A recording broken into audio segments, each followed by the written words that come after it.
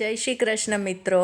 આજના આ ફરાળી મેંદુવડા બનશે પલાળવા બાફવાની ઝંઝટ વગર. ઉપરથી ક્રિસ્પી અને અંદરથી એકદમ જ નરમ અને સોફ્ટ તૈયાર થશે. અને આ મેંદુવડાનો સ્વાદ 100 ગણો વધારી દે તેવી આપણે ફરાળી ચટણી પણ તૈયાર કરીશું. તો ચલો આજની આ ઇન્સ્ટન્ટ મેંદુવડાની રેસીપી શરૂ કરીએ. તેના માટે એક ફ્રાય પેન લઈ લઈશું અને ગેસ ઉપર રાખીશું. હવે આમાં ઉમેરી દઈશું અડધો કપ સિંગદાણા. તો આ કાચા સિંગદાણા છે, તો તેને આપણે લગભગ 4 થી 5 મિનિટ માટે શેકી લઈશું. હવે આ સિંગદાણા સરસ રીતે શેકાઈ ગયા છે. આને આપણે એક પ્લેટમાં કાઢીને ઠંડા કરી લઈએ. હવે આ સિંગદાણા પણ એકદમ જ ઠંડા થઈ ગયા છે, તો આપણે આને અધકચરા પીસી લઈશું.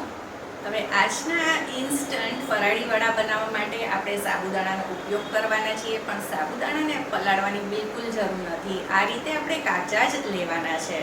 તો આજે આપણે 1 કપ સાબુદાણાના માપથી આ વડા તૈયાર કરીશું. દર રેસીપીમાં જેમ છેલ્લે તમને કહું છું તેમ આમાં પણ હું તમને કહીશ કે કેટલા નંગ આ વડા તૈયાર થાય છે. સાબુદાણાને મિક્સર જારમાં ટ્રાન્સફર કરીશું અને આને આપણે સરસ રીતે પીસી લઈશું. તો આ રીતે આપણે આનો ફાઇન પાવડર તૈયાર કરવાનો છે. થોડોક તો આ રીતે દરદરો રહેશે. તો હવે આને આપણે મિક્સિંગ બોલમાં કાઢી લઈએ. હવે લઈ લઈશું 3 મીડિયમ સાઇઝના કાચા બટેટા. બટેટાને પણ બાફવાની જરૂર નથી અને આના આપણે મીડિયમ સાઇઝના કટકા કરી લઈશું. એક સરખા કટકા નહીં હોય તો ચાલશે. તો આજની આ રેસીપી એવી છે કે તમે સાબુદાણા પલાળવાનું ભૂલી ગયા હો, બટેટા બાફવાનો સમય ન હોય, તો પણ ફક્ત 10 થી 15 મિનિટમાં જ આ રેસીપી તૈયાર થઈ જાય છે.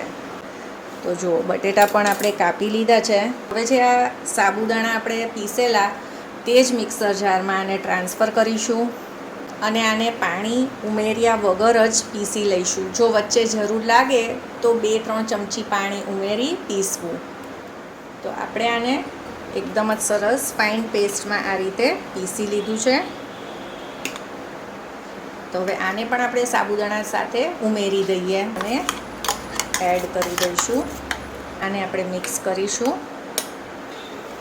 હવે આ મિક્સર જારમાં થોડુંક મેં 2 ચમચી જેટલું પાણી ઉમેરેલું, તો તે આમાં એડ કરી દઈએ. તો આ રીતે આ ઘાટું થઈ જશે, કેમ કે સાબુદાણા તરત જ બધું જે મોઇશ્ચર છે, બટેટાનો પાણીનો ભાગ છે, તે એબ્ઝોર્બ કરી લેશે. તો હવે બટેટા અને સાબુદાણા એકદમ જ સરસ રીતે મિક્સ થઈ ગયા છે. હવે આને આપણે 10 મિનિટ માટે રેસ્ટ માટે મૂકી દઈએ, એટલે સાબુદાણા સરસ રીતે ફૂલાઈ જશે અને ત્યાં સુધી આપણે ચટણી તૈયાર કરીએ. હવે મિક્સર જારમાં ઉમેરીશું 1 કપ ટોપરું. તો આ લીલું નાળિયેર અત્યારે મેં લીધેલું છે, તો તમે આની જગ્યાએ 1 કપ ડેસિકેટેડ કોકોનટ કે પછી જે નાળિયેરના વાટકા આવે છે તે પણ ઉમેરી શકો છો. થોડાક સિંગદાણા ઉમેરીશું, લગભગ 1 મુઠ્ઠી જેટલા. મીઠો લીમડો ઉમેરી દઈશું, 2 ડાળી. આમાં થોડીક લીલી કોથમીર ઉમેરી છે, આ રીતે ડાળખા સાથે જ ઉમેરેલી છે. થોડુંક આદું ઉમેરી દઈએ.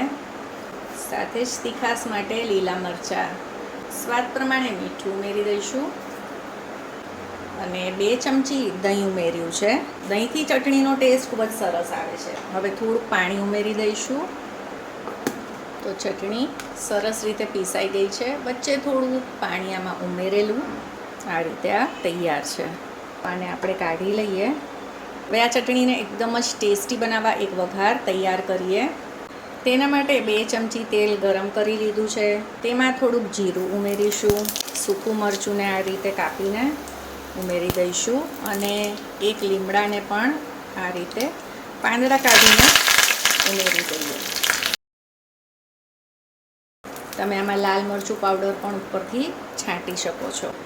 તો આજની આ એકદમ જ ટેસ્ટી ફરાળી ચટણી તૈયાર છે. તો હવે સાબુદાણા અને બટેટા જે પલાળીને રાખેલા તે ચેક કરીએ. તો તમે જોઈ શકો છો, સાબુદાણા પલળીને એકદમ જ સોફ્ટ થઈ ગયા છે અને આ એકદમ જ નરમ છે. પહેલાં જે દરદરું લાગતું હતું એવું નથી, એટલે સાબુદાણા પણ સરસ ફૂલી ગયા છે. તો એક વખત આપણે હાથેથી આ રીતે આને છૂટું પાડી લઈશું. હવે આમાં ઉમેરી દઈએ જે સિંગદાણા પીસીને રાખેલા છે તેને 2 લીલા મરચાં ઉમેર્યા છે, આદુને ખમણીને ઉમેર્યું છે, આખું જીરું, થોડોક અધકચરો મરી પાવડર, લીમડાના પાન ઉમેરીશું.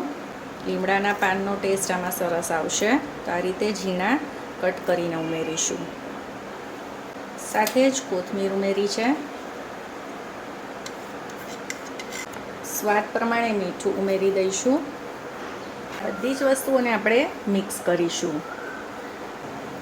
તો જ્યારે હાથેથી આપણે થોડુંક આ રીતે મસળતા જઈ અને મિક્સ કરીશું ને, જેમ લોટ બાંધતા હોય તેમ કરીશું, તો આમાં બાઇન્ડિંગ આવી જશે.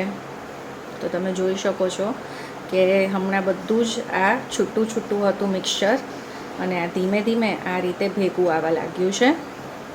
આ બધું જ મિક્સચર આ રીતે ભેગું આવી ગયું છે, લોટ બાંધીએ તે રીતના.